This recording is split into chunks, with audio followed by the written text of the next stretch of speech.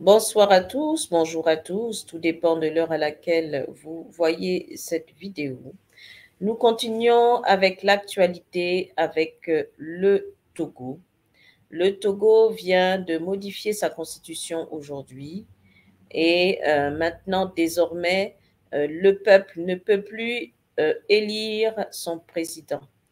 Il en revient à la charge au Parlement d'élire, de choisir le président.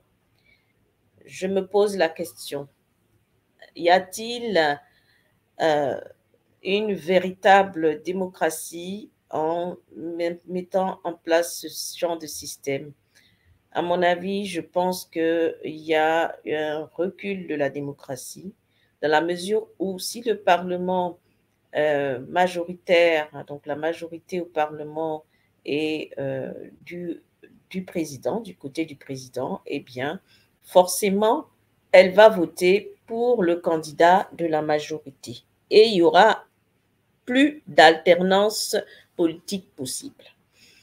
Ce changement vraiment va mettre en place une dictature, selon mon avis. Ça va être une mise en place, un renforcement d'une dictature qui se met en place tout doucement et de façon insidieuse et légale. Maintenant, après, c'est aux Togolais de voir si ça les convient, ce système, mais c'est dommage. La démocratie est en train de s'éteindre au Togo. Les Togolais n'ont plus la possibilité de choisir leur président. Ici, on a un Togo qui va vraiment se modifier. Se modifier et on aura un président à vie, finalement, parce qu'on a le Parlement qui sera toujours du côté du président élu. Et bien sûr, au moment des élections, ça va se répéter.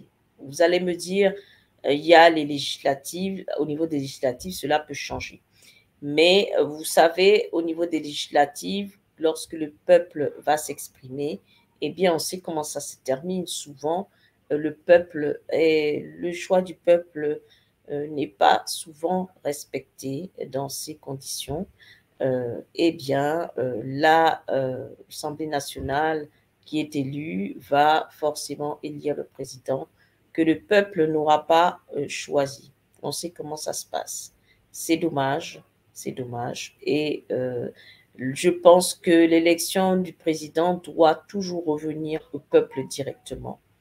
L'Assemblée nationale, bien sûr, est le représentant du peuple, mais quand il s'agit d'élire le président, il faut laisser le soin au peuple de choisir son représentant principal directement, donc avec une démocratie directe, une démocratie qui permet au peuple de s'exprimer directement.